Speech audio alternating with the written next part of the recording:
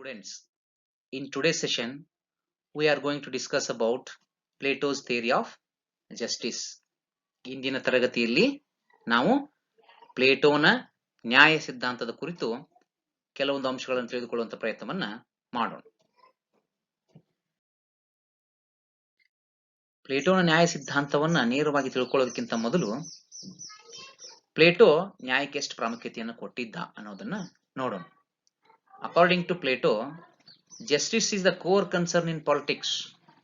The issue of justice linked to the legitimacy of the state ಅಂತ ಹೇಳ್ತಾನೆ. ಅಂದ್ರೆ ನ್ಯಾಯವು ರಾಜಕೀಯದ ಪ್ರಾಥಮಿಕ ಕಾಳಜಿಯಾಗಿದೆ.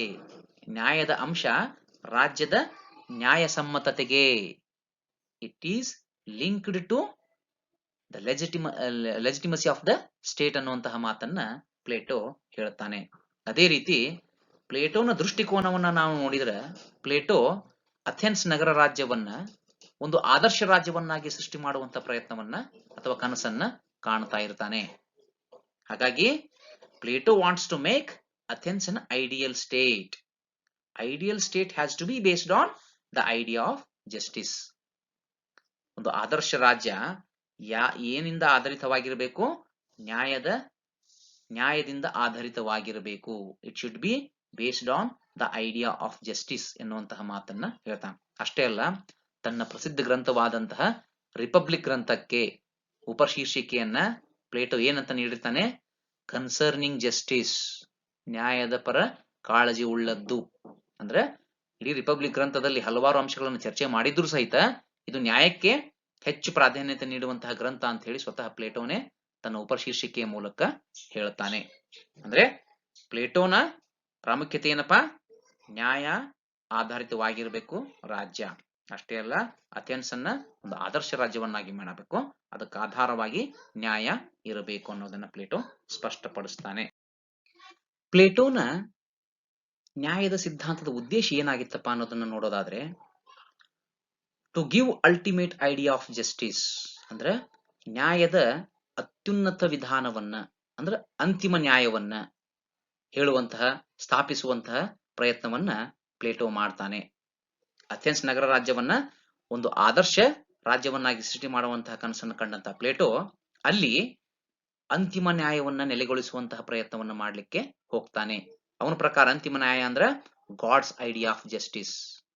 ಓಕೆ, ಅಂತಿಮ ನ್ಯಾಯ, ಅದಕ್ಕಿಂತ ಮಿಗಿಲಾದಂತಹ ನ್ಯಾಯ ಯಾವುದೂ ಇರಬಾರದು. ಅಂತಹ ನ್ಯಾಯವನ್ನು ನಾನು ಅಥೆನ್ಸ್ ನಲ್ಲಿ ಸೃಷ್ಟಿ ಮಾಡಲು ಪ್ರಯತ್ನಿಸ್ತಾ ಇದ್ದೇನನ್ನುವಂತಹ ಮಾತನ್ನ ಪ್ಲೇಟೋ ಹೇಳ್ತಾನೆ. Okay, to give ultimate idea of justice, that is God's idea of justice ಅನ್ನುವಂತಹ ಮಾತನ್ನ ಪ್ಲೇಟೋ ಹೇಳ್ತಾನೆ. ಆದ್ರೆ ಈ ನ್ಯಾಯವನ್ನ ಯಾವ ವಿಧಾನದ ಮೂಲಕ ಅಧ್ಯಯನ ಮಾಡಬೇಕು, ಯಾವ ರೀತಿ ನ್ಯಾಯವನ್ನ ನೆಲೆಗೊಳಿಸಬೇಕು ಅನ್ನೋದ್ರ ಬಗ್ಗೆ ಪ್ಲೇಟೋ ತನ್ನದೇ ಆದಂತಹ ವಿಧಾನವನ್ನು ಹೇಳ್ತಾನೆ. ಅದು ಸಂಭಾಷಣೆಯ ವಿಧಾನ, ಡೈಎಲೆಕ್ಟಿಕ್ ವಿಧಾನವನ್ನ ನ್ಯಾಯ ಸಿದ್ಧಾಂತವನ್ನ ವಿವರಿಸಲಿಕ್ಕೆ ಬಳಸ್ತಾನೆ.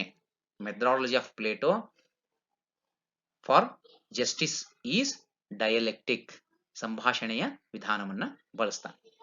ಪ್ಲೇಟೋ ನೇರವಾಗಿ ತನ್ನ ನ್ಯಾಯ ಸಿದ್ಧಾಂತವನ್ನ ಹೇಳೋದಕ್ಕಿಂತ ಮೊದಲು ಅಥೆನ್ಸಿನ ನಗರ ರಾಜ್ಯದಲ್ಲಿ, ಪ್ಲೇಟೋ ಬಾಳಿ ಬದುಕಿದಂತಹ ಅಥೆನ್ಸಿನ ನಗರ ರಾಜ್ಯದಲ್ಲಿ ಸಾಮಾನ್ಯ ಜನರಲ್ಲಿ ನ್ಯಾಯದ ಬಗ್ಗೆ ಇರುವಂತಹ ಕಲ್ಪನೆಗಳೇನು ಅನ್ನೋದನ್ನ ತೋರಿಸುವಂತಹ ಪ್ರಯತ್ನವನ್ನ ಪ್ಲೇಟೋ ಮಾಡ್ತಾನೆ. ಆದ್ರೆ ಯಾವ ರೀತಿ ಮಾಡ್ತಾನ ಅನ್ನೋದನ್ನ ತಿಳ್ಕೊಳ್ಳೋಣ. ಮೊದಲಿಗೆ ಈ ಪ್ಲೇಟೋನ ನ್ಯಾಯ ಸಿದ್ಧಾಂತವನ್ನು ನಾವು ನೋಡೋದಾದ್ರೆ, ಸಾಕ್ರಟಿಸ್ ತನ್ನ ಶಿಷ್ಯಂದಿರೊಂದಿಗೆ ಚರ್ಚಿಸಿದಂತಹ ಸಂಭಾಷಣೆಯ ರೂಪದ ವಿಧಾನವನ್ನೇ ಪ್ಲೇಟೋ ತನ್ನ ನ್ಯಾಯ ಸಿದ್ಧಾಂತದಲ್ಲಿ ವಿವರಿಸ್ತಾ ಹೋಗ್ತಾನೆ. ಸಿಫಾಲಸ್ ಅನ್ನುವಂತಹ ಅಥೆನ್ಸಿನ ಶ್ರೀಮಂತ ಮನೆತನದ ವ್ಯಕ್ತಿಯ ಮನೆಯಲ್ಲಿ ಈ ಚರ್ಚೆಗಳು ಆರಂಭ ಆಗ್ತಾವ. ಈ ಚರ್ಚೆಯಲ್ಲಿ ಏನ್ ಮಾಡ್ತಾನೆ ಸಾಕ್ರಟಿಸ್, ನ್ಯಾಯ ಅಂದ್ರೆ ಸಾಮಾನ್ಯವಾಗಿ ಏನಂತ ತಿಳ್ಕೊಂಡಿರಿ, ವಾಟ್ ಈಸ್ ಜಸ್ಟಿಸ್, ಯಾರಾದರೂ ಹೇಳ್ತೀರಾ ಅಂತ ಹೇಳಿ ಒಂದು ಪ್ರಶ್ನೆಯನ್ನ ಹಾಕ್ತಾನೆ. ಅವಾಗ ಸಿಫಾಲಸ್ ನ್ಯಾಯದ ಕುರಿತು ತನ್ನ ವಿಚಾರವನ್ನ ಹೇಳುವಂತ ಪ್ರಯತ್ನವನ್ನು ಮಾಡ್ತಾನೆ. ಹಾಗಾದ್ರೆ ಸಿಫಾಲಸ್ನ ವ್ಯೂ ಏನಾಗಿತ್ತಪ್ಪ? Speaking truth and paying one's dues, ಸತ್ಯವನ್ನ ನುಡಿಯುವುದು, ಮನುಷ್ಯರಿಗೆ ಅವರವರಿಗೆ ಸೇರ್ಬೇಕಾಗಿದ್ದನ್ನ ಸಲ್ಲಿಸುವುದು ಅಥವಾ ನೀಡುವುದು ನ್ಯಾಯ. According to Cephalus, speaking truth and paying one's due is justice ಅಂತ ಹೇಳಿ ತನ್ನ ನ್ಯಾಯ ಸಿದ್ಧಾಂತವನ್ನ ಹೇಳ್ತಾನೆ. ಇದಕ್ಕೆ ತಕ್ಕನಾಗಿ ಅಥವಾ ಇದಕ್ಕೆ ಉತ್ತರವಾಗಿ ಪ್ಲೇಟನ್ ವ್ಯೂ ಏನಾಗಿತ್ತು? Plato accepts Cephalus' first principle, that is speaking truth. However, he questions the second principle, paying one's due. ಅವನಿಗೆ ಸಲ್ಲಬೇಕಾಗಿದ್ದನ್ನು ಸಲ್ಲಿಸುವುದು ಅನ್ನುವಂತಹ ಎರಡನೆಯ ಪರಿಕಲ್ಪನೆಯನ್ನ, ಸಿಫಾಲಸ್ನ ಎರಡನೆಯ ಪರಿಕಲ್ಪನೆಯನ್ನ ಪ್ಲೇಟೋ ಪ್ರಶ್ನಿಸುವಂತ ಪ್ರಯತ್ನವನ್ನ ಮಾಡ್ತಾನ. He questions whether it will be just to return a weapon to a person who has gone mad. ಅಂದ್ರೆ ಯಾರು ಹುಚ್ಚನಾಗಿರ್ತಾನೋ, ಅಂದ್ರೆ ಒಬ್ಬ ವ್ಯಕ್ತಿಯಿಂದ ನಾವು ಬಂದೂಕನ್ನು ಅಥವಾ ಪಿಸ್ತೂಲನ್ನು ಇಸ್ಕೊಳ್ಳುವಾಗವ ಸರಿಯಾಗೇ ಇರ್ತಾನೆ, ನಾವು ವಾಪಸ್ ಮರಳಿಸುವಾಗ ಅವನೇನಾದ್ರೂ ಹುಚ್ಚನಾಗಿದ್ದರೆ ಅಂತಹ ವ್ಯಕ್ತಿಗೆ ಅವನದೇ ಆದಂತಹ ಪಿಸ್ತೂಲನ್ನು ವಾಪಸ್ ಕೊಡುವುದು ನ್ಯಾಯವೇ? ಆದ್ದರಿಂದ thus this principle cannot be applied in all situations. This cannot be universal principle of justice. ಅವರವರಿಗೆ ಸಲ್ಲಬೇಕಾದನ್ನು ಸಲ್ಲಿಸುವುದು ಅನ್ನುವುದು ಎಲ್ಲ ಕಾಲಕ್ಕೂ ಎಲ್ಲ ಸಂದರ್ಭಗಳಲ್ಲೂ ಅನ್ವಯ ಆಗುವುದಿಲ್ಲ. ಆದ್ದರಿಂದ ಸಿಫಾಲಸ್ನ ವ್ಯೂವನ್ನ ಒಪ್ಲಿಕ್ಕೆ ಆಗಂಗಿಲ್ಲ ಅನ್ನುವಂತಹ ಮಾತನ್ನ ಪ್ಲೇಟೋ ಹೇಳ್ತಾನೆ. ತದರ ಈ ಸಿಫಾಲಸ್ನ ಮಗನಾದಂತಹ ಪೋಲಿಮಾರ್ಕಸ್ಸು ಈ ನ್ಯಾಯ ಸಿದ್ಧಾಂತದ ಕುರಿತು ಚರ್ಚೆಯನ್ನ ಮುಂದುವರಿಸ್ತಾನೆ. ಹಾಗಾದ್ರೆ ಪೋಲಿಮಾರ್ಕಸ್ ಏನ್ ಹೇಳ್ತಾನಪ್ಪ? He was a son of Cephalus, he clarifies his father's view. ಅಂದ್ರೆ ತನ್ನ ತಂದೆಯ ಒಂದು ವಿಚಾರಗಳನ್ನ ಕ್ಲಾರಿಫೈ ಮಾಡ್ಲಿಕ್ಕೆ, ಸ್ಪಷ್ಟಪಡಿಸಲಿಕ್ಕೆ ಪ್ರಯತ್ನ ಪಡ್ತಾನೆ. ಏನಪ್ಪಾ? ಪೇಯಿಂಗ್ ಡ್ಯೂಸ್ ಮೀನ್ಸ್ ಅಂದ್ರೆ ಅವ್ರವ್ರು ಸಲ್ಲಬೇಕಾದನ್ನು ಸಲ್ಲಿಸೋದೊಂದು ಯಾವ ಅರ್ಥದಲ್ಲಿ ನನ್ನ ತಂದೆ ಹೇಳಿದ್ನಪ್ಪ ಅಂತಂದ್ರೆ, doing good to your friend and harm to your enemy. ಅಂದ್ರೆ ಮಿತ್ರರಿಗೆ ಒಳ್ಳೆಯದನ್ನು ಮಾಡುವುದು, ಶತ್ರುಗಳಿಗೆ ಕೆಟ್ಟದ್ದನ್ನು ಮಾಡುವುದು ನ್ಯಾಯ ಅಂತ ಹೇಳಿ ಪೋಲಿಮಾರ್ಕಸ್ ತನ್ನ ನ್ಯಾಯವನ್ನ ಅಥವಾ ತನ್ನ ನ್ಯಾಯದ ದೃಷ್ಟಿಕೋನವನ್ನ ತಿಳಿಸುವಂತ ಪ್ರಯತ್ನವನ್ನ ಮಾಡ್ತಾನೆ. ಹಾಗಾದ್ರೆ ಪೋಲಿಮಾರ್ಕಸ್ ನ್ಯಾಯದ ಕುರಿತು ಏನ್ ಹೇಳ್ತಾನೆ? Doing good to your friend and harm to your enemy. ಆದರೆ ಸ್ನೇಹಿತರಿಗೆ ಒಳ್ಳೆಯದನ್ನು ಮಾಡುವುದು, ಶತ್ರುಗಳಿಗೆ ಕೆಟ್ಟದನ್ನು ಮಾಡುವುದೇ ನ್ಯಾಯ ಅನ್ನುವಂತಹ ಅರ್ಥವನ್ನ ಪೋಲಿಮಾರ್ಕಸ್ ಹೇಳ್ತಾನ. ಇದಕ್ಕೆ ಉತ್ತರವಾಗಿ ಪ್ಲೇಟೋ ಏನ್ ಹೇಳ್ತಾನೆ ಅನ್ನೋದನ್ನ ನೋಡೋದಾದ್ರೆ, there is a problem in application. ಅಂದ್ರೆ ಶತ್ರುಗಳಿಗೆ ಕೆಟ್ಟದನ್ನು ಮಾಡುವುದು, ಮಿತ್ರರಿಗೆ ಒಳ್ಳೆಯದನ್ನು ಮಾಡುವಂತಹ ನ್ಯಾಯದ ವಿಚಾರದಲ್ಲಿ ಅಥವಾ ವಿಚಾರವನ್ನು ಅಳವಡಿಸುವುದರಲ್ಲಿ ಕೆಲವೊಂದು ಗೊಂದಲಗಳಿವೆ, ಸಮಸ್ಯೆಗಳಿವೆ. ಏನಪ್ಪಾ ಅವು? There is a problem in application as we do not know who is our enemy and who is our friend. ನಮ್ಮ ಮಿತ್ರರು ಯಾರು, ನಮ್ಮ ಶತ್ರುಗಳು ಯಾರು ಅಂತ ಹೇಳಿ ತಿಳ್ಕೊಳ್ಳೋದು ಅಷ್ಟು ಸರಳವಾದಂತಹ ಕೆಲಸ ಅಲ್ಲ. ಯಾರು ಶಾಶ್ವತವಾಗಿ ಮಿತ್ರರಿರಂಗಿಲ್ಲ, ಯಾರು ಶಾಶ್ವತವಾಗಿ ಶತ್ರುಗಳಾಗಿ ಉಳಿಯಂಗಿಲ್ಲ. ಸಮಯ, ಸಂದರ್ಭ, ಸನ್ನಿವೇಶಗಳ ತಕ್ಕಂಗೆ ಮಿತ್ರರು ಶತ್ರುಗಳಾಗಬಹುದು. ಶತ್ರುಗಳಾಗಿದ್ದವರು ಸಹಿತ ಕೆಲವೊಂದು ಕಾಲದಲ್ಲಿ ಮಿತ್ರರಾಗಬಹುದು. ಹೀಗಾಗಿ ಯಾರು ಮಿತ್ರರು, ಯಾರು ಶತ್ರುಗಳು ಅಂತ ಹೇಳಿ ತೀರ್ಮಾನ ಮಾಡುವುದು ಅಷ್ಟು ಸುಲಭ ಅಲ್ಲ ಅಂತ ಹೇಳಿ ಪ್ಲೇಟೋ ಹೇಳ್ತಾನೆ. ಅದ್ರ ಜೊತೆಗೆ ಮತ್ತೊಂದು ಅಂಶವನ್ನು ಸೇರಿಸ್ತಾನೆ. ಏನಪ್ಪಾ? Second thing is doing harm to anyone will make him worse. The purpose of justice is not to harm but to reform. ತುಂಬಾ ಸುಂದರವಾಗಿ ಪ್ಲೇಟೋ ಹೇಳ್ತಾನೆ. ಪೋಲಿಮಾರ್ಕಸ್ನ ದೃಷ್ಟಿಕೋನವನ್ನ ವಿಮರ್ಶಿಸಿದಂತ ಪ್ಲೇಟೋ ಏನ್ ಹೇಳ್ತಾನಪ್ಪ? ಯಾರಿಗೂ ಕೆಟ್ಟದ್ದನ್ನು ಬಯಸುವುದು ಎಂದಿಗೂ ನ್ಯಾಯ ಆಗಂಗಿಲ್ಲ. ನ್ಯಾಯ ಯಾವಾಗ್ಲೂ ಒಳ್ಳೆಯದನ್ನು ಮಾಡುವುದು, ಉದ್ಧಾರ ಮಾಡುವುದಾಗಿರ್ತದೆ ಹೊರತಾಗಿ ಅದನ್ನ ಅಧೋಗತಿಗಿಳಿಸುವುದು ಅಥವಾ ಯಾರಿಗಾದ್ರೂ ತೊಂದರೆ ಕೊಡುವುದನ್ನ ನ್ಯಾಯ ಅನ್ಲಿಕ್ಕೆ ಸಾಧ್ಯ ಇಲ್ಲ ಅಂತ ಹೇಳಿ ಪೋಲಿಮಾರ್ಕಸ್ನ ನ್ಯಾಯದ ದೃಷ್ಟಿಕೋನವನ್ನ, ಏನಪ್ಪಾ ಅದು? Doing good to your friend and harm to your enemy. ಮಿತ್ರರಿಗೆ ಒಳ್ಳೆಯದನ್ನು ಮಾಡುವುದು, ಶತ್ರುಗಳಿಗೆ ಕೆಟ್ಟದನ್ನು ಮಾಡುವಂತಹ ಪೋಲಿಮಾರ್ಕಸ್ನ ನ್ಯಾಯದ ದೃಷ್ಟಿಕೋನವನ್ನ ಪ್ಲೇಟೋ ಅಲ್ಲಗಳಿತಾನೆ ಅಥವಾ ತಿರಸ್ಕಾರ ಮಾಡ್ತಾನೆ. ಹಾಗೆ ಚರ್ಚೆಯನ್ನು ಮುಂದುವರಿಸ ನಂತರ ಈ ನ್ಯಾಯದ ಚರ್ಚೆಯಲ್ಲಿ ಥ್ರೈಸಿಮಾಕಸ್ ಅನ್ನೋನು ಭಾಗವಹಿಸ್ತಾನೆ. According to Thrasymachus, justice is the interest of the stronger. ಅಂದ್ರೆ ಬಲಶಾಲಿಗಳ ಹಿತಾಸಕ್ತಿಯನ್ನು ಕಾಯುವುದೇ ನ್ಯಾಯ ಅನ್ನುವಂತಹ ಅರ್ಥದಲ್ಲಿ ತನ್ನ ನ್ಯಾಯದ ಅರ್ಥವನ್ನ ಥ್ರೈಸಿಮಾಕಸ್ ಹೇಳುವಂತ ಪ್ರಯತ್ನವನ್ನ ಮಾಡ್ತಾನೆ. Basically Thrasymachus is a sophist who is telling the reality according to him in reality might becomes right. ಎಲ್ಲರೂ ಹೇಳ್ತೀವಿ ನಾವು, ಹೇಳೋದೊಂದು ಮಾಡೋದೊಂದು. ಆದ್ರೆ ಸಮಾಜದಲ್ಲಿ ನಡೆಯುವುದೇನೋ ಬಲಶಾಲಿಗಳ ಹಿತವನ್ನ ಕಾಯುವುದ ನ್ಯಾಯದ ಕೆಲಸ ಆಗಿದೆ. ಯಾರು ಅಧಿಕಾರದಲ್ಲಿ ಇರ್ತಾರೋ ಅವರೇ ಕಾನೂನುಗಳನ್ನ, ಕಾಯ್ದೆಗಳನ್ನ ಮಾಡ್ಕೊಳ್ತಾ ಇರ್ತಾರೆ. ಹೀಗಾಗಿ ಕಾಯ್ದೆ ಕಾನೂನುಗಳನ್ನ ಮಾಡುವಂತ ಅಧಿಕಾರ ಹೊಂದಿದವರು ತಮ್ಮ ಪರವಾಗಿ ತಮಗೆ ಒಳ್ಳೇದಾಗುವಂತಹ ಕಾಯ್ದೆ ಕಾನೂನುಗಳನ್ನ, ತಮ್ಮ ಹಿತಾಸಕ್ತಿಯನ್ನ ಕಾಯುವಂತಹ ವಿಚಾರಗಳನ್ನೇ ಮಾಡ್ತಾರೆ ಹೊರತಾಗಿ ಯಾರು ಬಡಬರ ಪರವಾಗಿ ಇತರರ ಪರವಾಗಿ ಕೆಲಸ ಮಾಡ್ಲಿಕ್ಕೆ ಹೋಗುವುದಿಲ್ಲ. ಹೀಗಾಗಿ justice is the interest of the stronger. It is a reality. Actually ಈ ಸಮಾಜದಲ್ಲಿ ನಡೀತಾ ಇರುವುದೇ ಇದು. Might becomes right.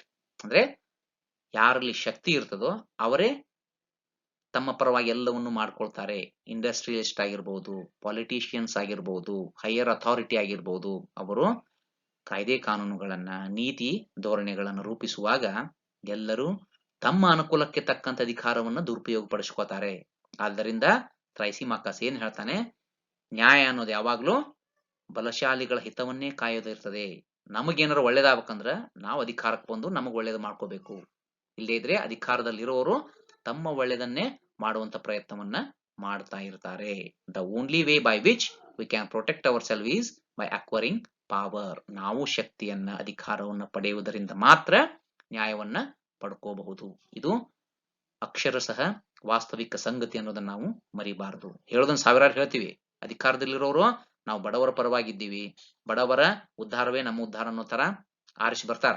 ಒಮ್ಮೆ ಅಧಿಕಾರವನ್ನ ಪಡೆದ ಮೇಲೆ ತಮ್ಮ ಉದ್ಧಾರವನ್ನ ಮಾತ್ರ ಅವರು ಗಮನಿಸ್ತಾರೆ ಹೊರತಾಗಿ ಬೇರೆ ಯಾವ ಉದ್ದೇಶನೂ ಅವರಲ್ಲಿ ಇರೋದಿಲ್ಲ. ಆ ಅರ್ಥದಲ್ಲಿ Thrasymachus justice is the interest of the stronger ಅನ್ನುವಂತ ಮಾತನ್ನ ಹೇಳ್ತಾನೆ. ಆದ್ರ ಇದನ್ನ ಪ್ಲೇಟೋ ಒಪ್ಪಂಗಿಲ್ಲ. There is a problem. ಏನ್ ಹೇಳ್ತಾನವ, ತ್ರೈಸಿಮಾಕಸ್ ವಿವ್ ಇಸ್ ರಿಯಲಿಸ್ಟ್. ಒಪ್ಕೊಳ್ಳೋಣ, ಅದು ನೈಜವಾದದ್ದು. However Plato contradict the idea of Thrasymachus. The principle of might is right cannot be the principle of social life. ಬಲಶಾಲಿ ಹೇಳಿದ್ದೇ ಸತ್ಯ, ನಾ ಹೇಳಿದ್ದೇ ಅಂತಿಮ ಅನ್ನುವಂತಹ ವಿಚಾರ ಸಾಮಾಜಿಕ ಜೀವನದಲ್ಲಿ ಹೊಂದಾಣಿಕೆಯನ್ನ ಸೃಷ್ಟಿ ಮಾಡಂಗಿಲ್ಲ. It will result in to disorder. ಅಂದ್ರೆ ಇದು ಒಂಥರ ಅಸಮಾನತೆಯನ್ನು ಸೃಷ್ಟಿ ಮಾಡುತ್ತೆ. Justice is needed to live in peace and harmony. ಎಲ್ಲರೂ ಶಾಂತಿಯಿಂದ, ಸಹಬಾಳ್ವೆಯಿಂದ ಬದುಕಬೇಕಾಗಿರೋದಕ್ಕೆ ನಮಗ ನ್ಯಾಯ ಬೇಕಾಗಿದೆ. ನಮ್ಮ ಬಲಶಾಲಿಗಳ ಪರವಾಗಿರೋದಕ್ಕೆ ನಮಗ ನ್ಯಾಯ ಬೇಡ. Plato rejects the power, that power can be the basis of social life. ಶಕ್ತಿ ಸಾಮಾಜಿಕ ಜೀವನದ ಆಧಾರ ಅನ್ನೋದನ್ನ ಪ್ಲೇಟೋ ತಿರಸ್ಕಾರ ಮಾಡ್ತಾನೆ. Though power is the feature of law of nature. ಅಂದ್ರೆ ಈ ನೈಸರ್ಗಿಕ ಸ್ಥಿತಿಯಲ್ಲಿ ಮೈಟ್ ಈಸ್ ರೈಟ್ ಅನ್ನೋದಿರತ್ತೆ. ಅಂದ್ರೆ ಅನಾಗರಿಕ ಸ್ಥಿತಿಯಲ್ಲಿ ಇದ್ದಂತೆ ಯಾರು ಶಕ್ತಿಯುಳ್ಳವರು ಅವರೇ ಅಧಿಕಾರವನ್ನ ಪಡಿಬೇಕು ಅನ್ನುವಂತಹ ಒಂದು ಈ ಅನಾಗರಿಕ ಸ್ಥಿತಿ, ನೈಸರ್ಗಿಕ ಸ್ಥಿತಿಯ ನ್ಯಾಯ ಎಲ್ಲ ಸಮಾಜಕ್ಕೂ ಹೊಂದುವುದಿಲ್ಲ. ಆದ್ದರಿಂದ ಇದನ್ನ ಒಪ್ಲಿಕ್ಕೆ ಆಗಂಗಿಲ್ಲ ಅನ್ನುವಂತಹ ಮಾತನ್ನ ಪ್ಲೇಟೋ ಹೇಳ್ತಾನೆ. ತದನಂತರ ಕೊನೆಯದಾಗಿ ಚರ್ಚೆಯಲ್ಲಿ ಗ್ಲೌಕನ್ ಭಾಗವಹಿಸ್ತಾನೆ. ಗ್ಲೌಕನ್ ಏನ್ ಹೇಳ್ತಾನಪ್ಪ? According to Glaucon is a realist thinker. ಒಬ್ಬ ಪ್ರಾಯೋಗಿಕ ಸಿದ್ಧಾಂತಕಾರ, ನೈಜ ಸಿದ್ಧಾಂತಕಾರ ಆಗಿದ್ದ. ಅವ ಏನ್ ಹೇಳ್ತಾನ? Justice is the interest of the weak. According to Glaucon, it is the weak who require the state, who cannot protect themselves. ಇದನ್ನ ಒಂದು ರೀತಿಯಲ್ಲಿ ಅರ್ಥ ಮಾಡ್ಕೊಂಡ್ರೆ ಇದು ಸರಿಯಾದ್ದೆ ಅಂತ ಅನಿಸತ್ತೆ. ಯಾವ ದೃಷ್ಟಿಕೋನದಲ್ಲಿ? ಆಕ್ಚುಲಿ ನ್ಯಾಯ ಬೇಕಾಗಿರೋದು ಯಾರಿಗೆ? ಯಾರು ಅನ್ಯಾಯಕ್ಕೆ ಒಳಗಾಗಿರ್ತಾರೋ. ಅನ್ಯಾಯಕ್ಕೆ ಒಳಗಾಗೋರು ಯಾರು? ದುರ್ಬಲರು, ದೀನರು, ಬಡವರು, ಇವರೇ ಅನ್ಯಾಯಕ್ಕೆ ಒಳಗಾಗಿರ್ತಾರೆ. ಹೀಗಾಗಿ ನ್ಯಾಯದ ಅವಶ್ಯಕತೆ ಹೆಚ್ಚಾಗಿರುವುದು ಶ್ರೀಮಂತರಿಗಲ್ಲ, ಆಳುವರ್ಗಕ್ಕಲ್ಲ. ಅದು ಇರುವುದು, ಅವಶ್ಯಕವಾಗಿರುವುದು ದುರ್ಬಲರಿಗೆ. ಯಾರು ವೀಕ್ ಇರ್ತಾರೋ ಅವರಿಗೆ ನ್ಯಾಯದ ಅವಶ್ಯಕತೆ ಇರುತ್ತದೆ. ಆದ್ದರಿಂದ ರಾಜ್ಯ ನಿರ್ಮಾಣ ಆಗಿದ್ದು ಯಾರಿಂದ? ಅಶಕ್ತರ ಹಿತಾಸಕ್ತಿಯನ್ನ ಕಾಯ್ದುಕೊಳ್ಳಿಕ್ಕೆ ರಾಜ್ಯ ಸೃಷ್ಟಿಯಾಯಿತು ಅನ್ನೋ ಮಾತನ್ನು ಗ್ಲೌಕನ್ ಹೇಳ್ತಾನೆ. ಹೀಗಾಗಿ ಅಶಕ್ತರು ತಮ್ಮನ್ನ ಕಾಯ್ದುಕೊಳ್ಳಿಕ್ಕೆ ಒಪ್ಪಂದದ ಮೂಲಕ ರಾಜ್ಯವನ್ನ ಕಟ್ಟಿಕೊಂಡ್ರು, ಕಾಯ್ದೆ ಕಾನೂನುಗಳನ್ನ ಮಾಡಿಕೊಂಡ್ರು. ಆದ್ದರಿಂದ justice is the interest of the weak ಅನ್ನುವಂತಹ ಮಾತನ್ನ ಗ್ಲೌಕನ್ ಹೇಳ್ತಾನೆ. ಅದು ಒಂದು ರೀತಿಯಲ್ಲಿ ನಿಜವಾಗಿದ್ದೆ. ಈ ರಾಜ್ಯ ಬೇಕಾಗಿದ್ದು ದುರ್ಬಲರಿಗೆ, ಅಶಕ್ತರಿಗೆ. ಅವ್ ಹೆಂಗೋ ಬದುಕ್ತಾನವ. ಬಲಶಾಲಿ ಇದ್ದವ ಹೆಂಗೋ ಬದುಕ್ತಾನ, ಅವನಿಗೆ ರಾಜ್ಯದ ಅವಶ್ಯಕತೆ ಇಲ್ಲ, ನ್ಯಾಯದ ಅವಶ್ಯಕತೆ ಇಲ್ಲ. ಆದ್ರೆ ನ್ಯಾಯದ ಅವಶ್ಯಕತೆ ಬೇಕಾಗಿರುವುದು ಬಡವರಿಗೆ, ಅನ್ಯಾಯಕ್ಕೊಳಗಾಗಿದವರಿಗೆ. ಹೀಗಾಗಿ justice is the interest of the weak ಅನ್ನುವಂತಹ ಮಾತನ್ನ ಗ್ಲೌಕನ್ ಹೇಳ್ತಾನೆ. ಹವೆವರ್ ಪ್ಲೇಟೋ ಏನು ಉತ್ತರ ಕೊಡ್ತಾನೆ ನೋಡ್ರಿ. However for Plato it is wrong to think that only weak require state and law. No one is self-sufficient. Both weak and strong require state. ಈ ರಾಜ್ಯ ಅನ್ನೋದು ಅಥವಾ ನ್ಯಾಯ ಅನ್ನೋದು ಕೇವಲ ಅಶಕ್ತರ ಪರವಾಗಿರುತ್ತೆ ಅನ್ನೋದು ತಪ್ಪಾಗತ್ತೆ. ಅದು ಎಲ್ಲರಿಗೂ ಅವಶ್ಯಕವಾಗಿರುವಂತಹದ್ದು. Okay, both weak and strong require state and justice. ಅಂದ್ರೆ ಬಲಶಾಲಿಗಳು ಮತ್ತು ಬಲಹೀನರು ಇಬ್ಬರಿಗೂ ಸಹಿತ ನ್ಯಾಯದ ಅವಶ್ಯಕತೆ ಇದೆ ಅನ್ನೋ ಮಾತನ್ನ ಪ್ಲೇಟೋ ಹೇಳ್ತಾ ಗ್ಲೌಕನನ ವಿಚಾರವನ್ನ ತಳ್ಳಿ ಹಾಕ್ತಾನೆ. ಹಾಗಾದ್ರೆ ಎಲ್ಲರ ಸಮಕಾಲೀನ ಚಿಂತಕರ ನ್ಯಾಯದ ಸಿದ್ಧಾಂತವನ್ನ ತಿರಸ್ಕಾರ ಮಾಡಿದಂತಹ ಪ್ಲೇಟೋ ತನ್ನ ನ್ಯಾಯ ಸಿದ್ಧಾಂತವನ್ನ ಏನ್ ಹೇಳ್ತಾನೆ, ನ್ಯಾಯದ ಕುರಿತು ಪ್ಲೇಟೋನ ವಿಚಾರಗಳು ಏನು ಅನ್ನೋದನ್ನ ಒಂದೊಂದಾಗಿ ನೋಡ್ತಾ ಹೋಗೋಣ. Principles of justice according to Plato. ಪ್ಲೇಟೋನ ಪ್ರಕಾರ ನ್ಯಾಯದ ತತ್ವಗಳು ಏನಾಗಿದ್ವು? Justice is a source of virtue and have no objective of harm and revenge. ಅಂದ್ರ ಈ ನ್ಯಾಯದ ಮೂಲ ಸದ್ಗುಣ ಆಗಿರುತ್ತೆ. ಹೀಗಾಗಿ ಸದ್ಗುಣ ಅನ್ನೋದು ಯಾರಿಗೂ ಕೆಟ್ಟದನ್ನು ಬಯಸೋದಾಗ್ಲಿ ತಿರಸ್ಕಾರ ಮಾಡೋದಾಗ್ಲಿ ಮಾಡುವುದಿಲ್ಲ. ಸೇಡನ್ನ ತೀರಿಸಿಕೊಳ್ಳುವಂತಹ ಕೆಟ್ಟದನ್ನು ಮಾಡುವಂತಹ ಯಾವುದೇ ವಿಚಾರ ನ್ಯಾಯದಲ್ಲಿ ಇರುವುದಿಲ್ಲ, ಸದ್ಗುಣದಲ್ಲಿ ಇರುವುದಿಲ್ಲ. ಆದ್ದರಿಂದ justice is A source of virtue ಅನ್ನುವಂತಹ ಮಾತನ್ನ ಹೇಳ್ತಾನೆ. ತದನಂತರ justice is necessary for social harmony. Every one require state based on justice. ಸಾಮಾಜಿಕ ಸಾಮರಸ್ಯಕ್ಕೆ ನ್ಯಾಯ ಅನ್ನೋದು ಅತ್ಯಂತ ಅವಶ್ಯಕ. ನ್ಯಾಯಾಧಾರಿತವಾದ ರಾಜ್ಯ ಎಲ್ಲರಿಗೂ ಅವಶ್ಯಕವಾಗಿ ಬೇಕಾಗ್ತದೆ ಅನ್ನುವಂತಹ ಮಾತನ್ನ ಪ್ಲೇಟೋ ಹೇಳ್ತಾರೆ. ತದನಂತರ ಪ್ಲೇಟೋನ ನ್ಯಾಯ ಸಿದ್ಧಾಂತ ಮತ್ತೇನೆಲ್ಲ ಹೇಳ್ತಾ ಹೋಗ್ತದೆ ಅನ್ನೋದನ್ನು ನೋಡಿದ್ರೆ, justice result in to peace, harmony and excellence. Plato is looking for perfect idea of justice. ಈಗಾಗಲೇ ಹೇಳಿದಂತೆ ಪ್ಲೇಟೋ ಎಂತ ನ್ಯಾಯವನ್ನ ನೆಲೆಗೊಳಿಸ್ಲಿಕ್ಕೆ ಕೊಟ್ಟಾನ? ಅಂತಿಮ ನ್ಯಾಯ, ಅಂತಿಮ ಸತ್ಯ, ಅದು ದೇವರ ನ್ಯಾಯ ಆಗಿರುತ್ತೆ. ಅಂತಹ ನ್ಯಾಯವನ್ನ ನೆಲೆಗೊಳಿಸುವಂತಹ ಪ್ರಯತ್ನವನ್ನ ಪ್ಲೇಟೋ ಮಾಡ್ತಾ ಹೋಗ್ತಾನೆ. ಮುಂದುವರೆದು ಏನ್ ಹೇಳ್ತಾನೆ? How to know God's idea of justice. ಈ ದೇವರ ನ್ಯಾಯವನ್ನ ನಾವು ಹೆಂಗ್ ತಿಳ್ಕೋಬೇಕು? ನಾವು ದೇವರ ನ್ಯಾಯವನ್ನ ಅಥವಾ ಅಂತಿಮ ನ್ಯಾಯವನ್ನ ಏನೋ ಸ್ಥಾಪನೆ ಮಾಡ್ಲಿಕ್ಕೆ ಹೊಂಟಿವಲ್ಲ, ಹಾಗಾದ್ರೆ ದೇವರ ನ್ಯಾಯ ಅಂದ್ರೇನು ಅಥವಾ ವಾಟ್ ಈಸ್ ಅಲ್ಟಿಮೇಟ್ ಜಸ್ಟಿಸ್ ಅನ್ನೋದನ್ನ ನೋಡೋದಾದ್ರೆ ಹೇಗೆ ತಿಳ್ಕೋಬೇಕದನ್ನ? ಬೈ ಎನ್ಲೈಟನ್ಮೆಂಟ್ ಆಫ್ ಸೋಲ್. ಆತ್ಮವನ್ನ ನಾವು ಶಿಕ್ಷಿತನನ್ನಾಗಿ ಮಾಡೋದರ ಮೂಲಕ, ಆತ್ಮವನ್ನ ಸ್ವಚ್ಛಗೊಳಿಸುವುದರ ಮೂಲಕ ನಾವು ಗಾಡ್ಸ್ ಐಡಿಯಾ ಆಫ್ ಜಸ್ಟಿಸ್ ಅನ್ನ ಅಥವಾ ಅಲ್ಟಿಮೇಟ್ ಜಸ್ಟಿಸ್ ಅನ್ನ ಅಥವಾ ಅಂತಿಮ ನ್ಯಾಯವನ್ನ ತಿಳಿದುಕೊಳ್ಳಬಹುದು ಅಂತ ಹೇಳಿ ಪ್ಲೇಟೋ ಹೇಳ್ತಾನೆ. ಹಾಗಾದ್ರೆ what is God's idea of justice? ಹಾಗಾದ್ರೆ ದೇವರ ನ್ಯಾಯ ಅಂದ್ರೆ ಏನು, ಅಂತಿಮ ನ್ಯಾಯ ಅಂದ್ರೆ ಏನು ಅನ್ನೋದನ್ನ ಪ್ಲೇಟೋ ವಿವರಿಸ್ತಾ ಹೋಗ್ತಾನೆ. We can get God's idea of justice from the idea of just man, that is just soul.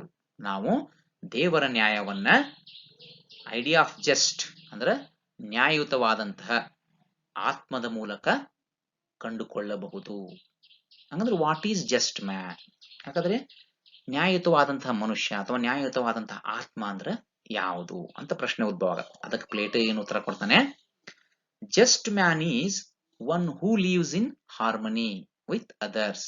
ಇತರರೊಂದಿಗೆ ಸಾಮರಸ್ಯದಿಂದ ಇರುವಂತಹ ವ್ಯಕ್ತಿ. And who is A man of virtue. Virtue ಅಂದ್ರೆ ಸದ್ಗುಣ. ಸದ್ಗುಣವನ್ನ ಹೊಂದಿದಂತಹ ಮನುಷ್ಯ, ಅವನಲ್ಲಿ ನ್ಯಾಯ ಅನ್ನೋದು ಇರುತ್ತೆ. ಮತ್ತೆ ಮುಂದುವರಿತಾ ಏನ್ ಹೇಳ್ತಾನೆ? In every society and in every person there is a soul. Just soul is one where reason dominates over courage and appetite. ಅಂದ್ರೆ ನ್ಯಾಯಯುತವಾದ ಮನುಷ್ಯ ಅಂತಂದ್ರ ಸದ್ಗುಣಿಯಾಗಿರ್ಬೇಕು, ಇತರರೊಂದಿಗೆ ಸಾಮರಸ್ಯದಿಂದ ಬದುಕುವಂತಹ ವ್ಯಕ್ತಿಯಾಗಿರ್ಬೇಕು.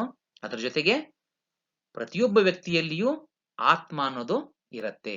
ನ್ಯಾಯಯುತವಾದ ಆತ್ಮ ಅಂದ್ರ ಎಲ್ಲಿ ವಿವೇಕ ಅನ್ನೋದು ಧೈರ್ಯ ಮತ್ತು ಭೋಗಕ್ಕಿಂತ ಹೆಚ್ಚಾಗಿರ್ತದೋ ಅದು ನ್ಯಾಯಯುತವಾದಂತಹ ಆತ್ಮ ಅಂತ ಹೇಳಿ ಪ್ಲೇಟೋ ಹೇಳುವಂತ ಪ್ರಯತ್ನ ಪಡ್ತಾನೆ.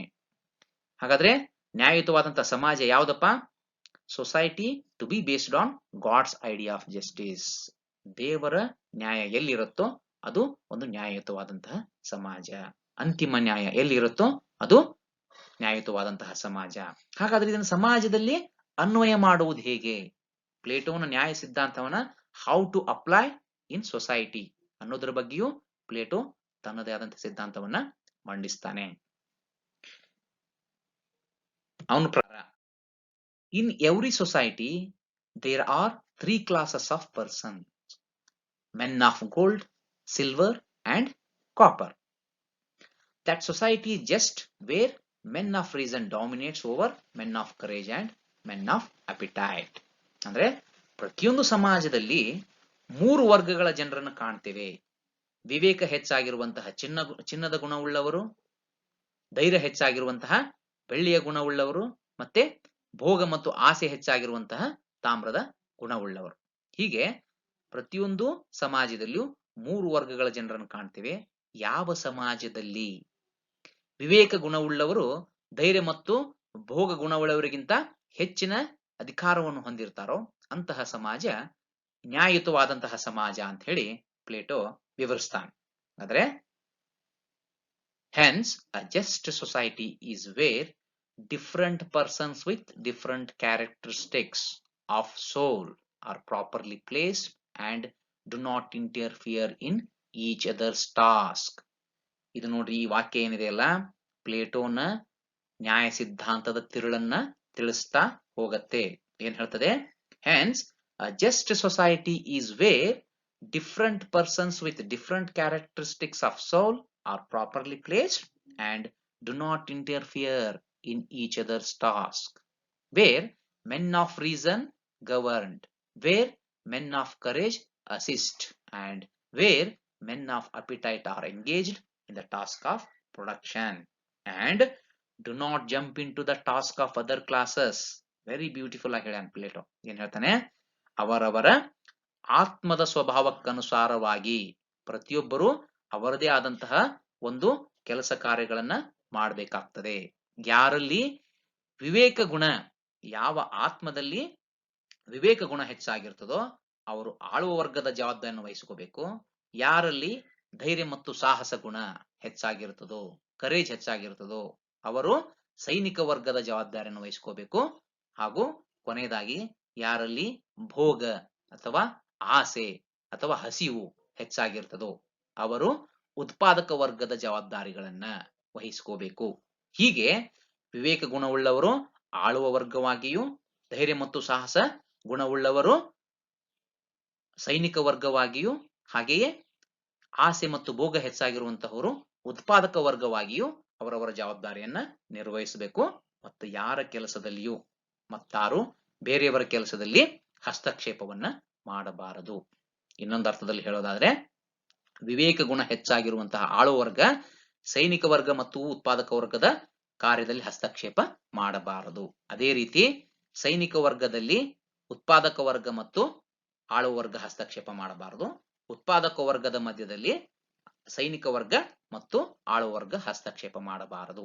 ಅವರವರ ಆತ್ಮದ ಗುಣಕ್ಕನುಸಾರವಾಗಿ ಅವರು ಆಯ್ಕೆ ಮಾಡುವಂತಹ ಉದ್ಯೋಗವನ್ನ ಪ್ರಾಮಾಣಿಕವಾಗಿ ಮಾಡಿಕೊಂಡು ಹೋಗುವುದೇ ನ್ಯಾಯ ಅನ್ನುವಂತಹ ಅರ್ಥವನ್ನ ಪ್ಲೇಟೋ ನ್ಯಾಯದ ಅರ್ಥವನ್ನ ಹೇಳುವಂತಹ ಪ್ರಯತ್ನವನ್ನ ಮಾಡ್ತಾನೆ.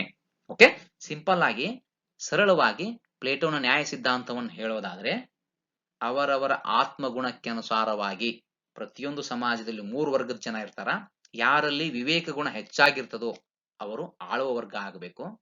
ಯಾರಲ್ಲಿ ಧೈರ್ಯ ಮತ್ತು ಸಾಹಸದ ಗುಣ ಹೆಚ್ಚಾಗಿರ್ತದೆಯೋ ಅವರು ಸೈನಿಕ ವರ್ಗವಾಗಿ ದೇಶವನ್ನು ರಕ್ಷಣೆ ಮಾಡುವಂತ ಕೆಲಸ ಮಾಡಬೇಕು. ಕೊನೆಯದಾಗಿ ಯಾರಲ್ಲಿ ಭೋಗ ಗುಣ ಹೆಚ್ಚು ಆಸೆ ಇರುತ್ತೋ, ಹೆಚ್ಚು ಭೋಗ ಇರುತ್ತೋ ಅಂತವರು ಉತ್ಪಾದಕ ವರ್ಗ, ಕೃಷಿ, ವ್ಯಾಪಾರ, ವ್ಯವಹಾರ ಇಂತಹ ಕೆಲಸ ಕಾರ್ಯಗಳನ್ನು ಮಾಡ್ಕೊಂಡು ಹೋಗ್ಬೇಕು ಅವರವರ ಆತ್ಮದ ಗುಣಕ್ಕನುಸಾರವಾಗಿ.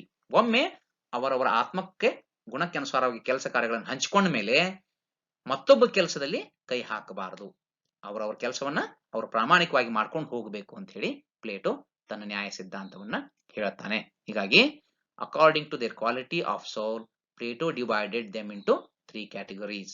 Thus, the ultimate principle of justice, just society are. ಅಂತಿಮವಾಗಿ ಪ್ಲೇಟೋ ನ್ಯಾಯ ಸಮಾಜ ಏನನ್ನು ಒಳಗೊಂಡಿರುತ್ತೆ? ಫಂಕ್ಷನಲ್ ಸ್ಪೆಷಲೈಸೇಷನ್, ಕಾರ್ಯ ನೈಪುಣ್ಯತೆ.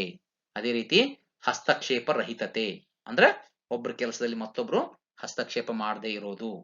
ಕೊನೆಯದಾಗಿ ಸೋಷಿಯಲ್ ಹಾರ್ಮನಿ, ಎಲ್ಲರೂ ಅವರವ್ರ ಕೆಲಸದಲ್ಲಿ ಅವರವ್ರು ತೊಡಗಿದ್ರಿಂದ ಸಮಾಜದಲ್ಲಿ ಸಾಮರಸ್ಯ ಅನ್ನೋದು ತಾನಾಗೇ ಬರುತ್ತೆ. ಇಲ್ಲಿ ಒಬ್ಬರಿಗೊಬ್ಬರು ಅವಲಂಬನೆ ಇರುತ್ತೆ, ಆದ್ರೆ ಅವ್ರವ್ರ ಕೆಲಸವನ್ನ ಮಾತ್ರ ಅವರು ಮಾಡ್ಕೊಂಡು ಹೋಗುವಂತಹ ಒಂದು ವಿಚಾರವನ್ನ ಪ್ಲೇಟೋ ಹೇಳೋದರ ಮೂಲಕ ಒಂದು ಅಂತಿಮ ನ್ಯಾಯದ ಸಿದ್ಧಾಂತವನ್ನ ಮಂಡಿಸುವಂತಹ ಪ್ರಯತ್ನವನ್ನ ಮಾಡ್ತಾನೆ. ಕೊನೆಗೆ ಇಂದಿನ ತರಗತಿಯಲ್ಲಿ ನಾವು ಪ್ಲೇಟೋನ ನ್ಯಾಯ ಸಿದ್ಧಾಂತಕ್ಕೆ ಸಂಬಂಧಪಟ್ಟಂತೆ ನ್ಯಾಯದ ಉದ್ದೇಶ ಏನು, ನ್ಯಾಯದ ಮಹತ್ವ ಏನು, ಹಾಗೆ ಪ್ಲೇಟೋ ಬಾಳಿ ಬದುಕಿದಂತಹ ಅಥೆನ್ಸಿನ ನಗರದಲ್ಲಿನ ಜನರಲ್ಲಿ ನ್ಯಾಯದ ಬಗ್ಗಿದ್ದಂತಹ ಕಲ್ಪನೆಗಳೇನು, ಕೊನೆಗೆ ಪ್ಲೇಟೋನ ನ್ಯಾಯ ಸಿದ್ಧಾಂತ ಏನ್ ಹೇಳುತ್ತೆ ಎನ್ನುವಂತ ಎಲ್ಲ ಅಂಶಗಳನ್ನು ನಾವು ಇಂದಿನ ತರಗತಿಯಲ್ಲಿ ತಿಳ್ಕೊಂಡಿದ್ದೇವೆ. ಎಲ್ಲರಿಗೂ ಧನ್ಯವಾದ.